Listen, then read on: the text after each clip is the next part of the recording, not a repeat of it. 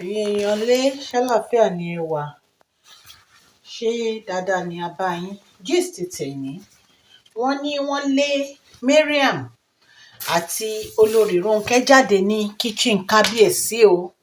Wọ́n nítorí pé wọn ò ní ẹ̀tọ́ láti wọnú kitchen náà. Ẹ̀yin èèyàn lé, ẹ jẹ́ ká jọ gbọ́ gist tèmi.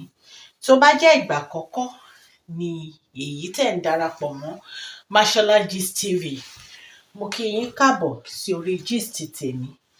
Ṣé àlàáfíà ni ẹ wà? Ṣé dáadáa ni mo bá yín? Orúkọ mi ni Mashola. Mo máa ń sọ̀rọ̀ nípa celebrity gist and royal gist. Mo dẹ̀ máa ń sọ Yorùbá lórí channel mi. Mo máa ń sọ̀rọ̀ lórí politics náà àti gbogbo nǹkan tó bá ń lọ ní orílẹ̀-èdè Nàìjíríà. Ẹ̀yin èèyàn lé, tẹ́ bá ti subscribe, ẹ lọ subscribe o, so that n bá ti post any gist, ẹ máa rí. Ọlọ́run Elédùmarè á wà pẹ̀lú gbogbo yín o. Ilé àti ọ̀nà yín ò ní bàjẹ́ o. Ẹ̀yin èèyàn lé, bí a ṣe gbọ́ o, wọ́n ní Mariam àti olórí Ronke, wọ́n ní ṣe ni wọ́n gbéra o, ni wọ́n bá gba kitchen kábíyèsí lọ. Wọ́n fẹ́ lọ máa dáná níbẹ̀.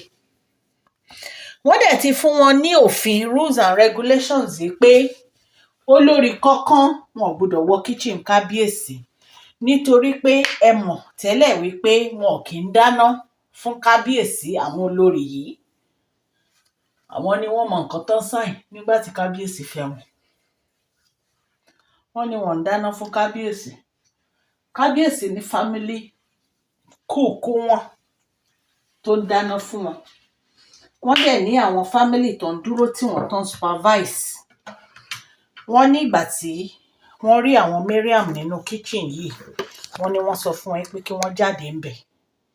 Wọ́n ní bínú ṣe ń bí wọn nìyẹn pé kí ló dé tán máa lé àwọn jáde kúrò nínú matrimonial kitchen àwọn. Wọ́n ní wọn lẹ́tọ̀ọ́ láti wọnú ibẹ̀.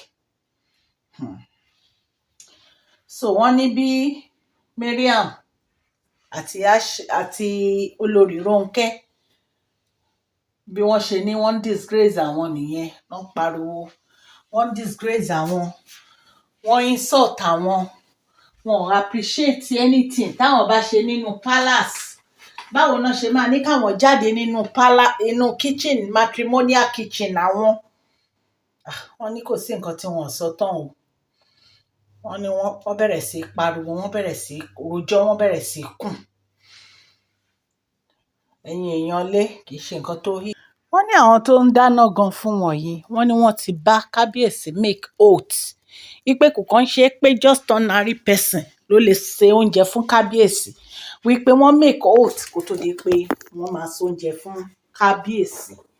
So nǹkan tí Mariam àti olórí Ronke tí wọ́n rí tán fi wọnú kitchen lọ wípé àwọn fẹ́ lọ máa dáná ńbẹ̀, ẹ̀yin náà mọ̀ pé ọ̀rọ̀ yẹn ó ní bó ṣe jẹ́.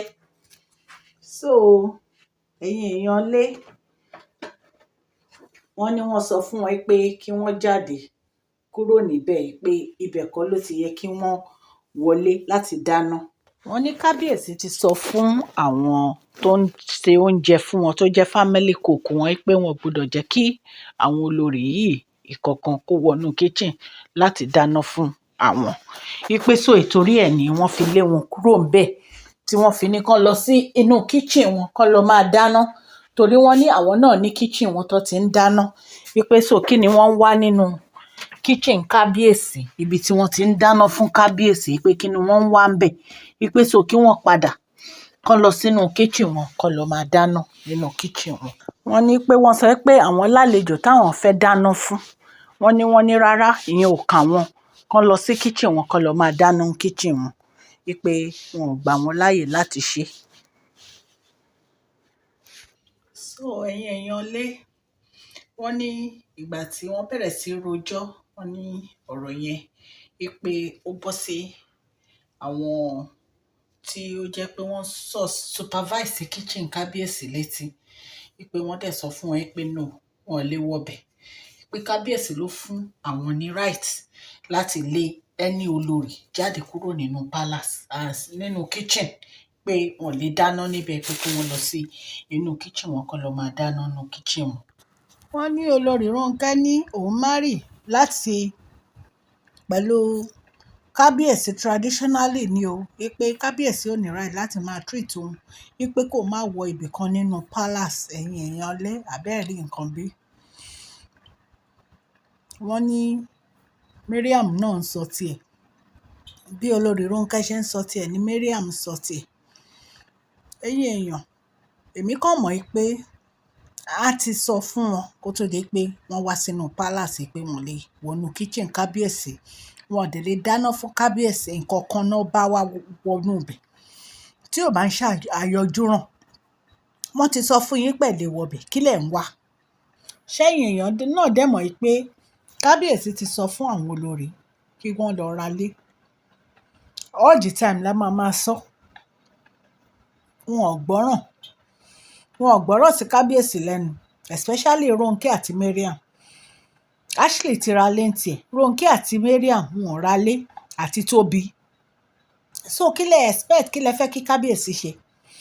Kábíyèsí máa hùwà tó yẹ kí wọ́n hù sí wọn ni, so that wọ́n á lè ronú pé bóyá àwọn ní láti tètè lọ ralé nísìn káwọn tó tẹ́. Àwa mọ bí kábíyèsí ṣe fẹ́ gbègbè sí àwọn olórí yìí o láti move wọn out o. But tá bá tún gbọ́ any update, a máa jẹ́ kẹ́ ẹ gbọ́. Èmi ọmọ yín ni o, ẹ ṣé tẹ̀ ń gbọ́ mi o, etí tẹ́ fi ń gbọ́ mi ò nídìí o, ọwọ́ tẹ́ fi ń tẹ subscribe, like, ọwọ́ yẹn ò ní kan ìsàlẹ̀ àpò ní àṣẹ Ọlọ́run. Okay, lọ́la yín á máa lọ. Please share this video, like and subscribe. God bless you all.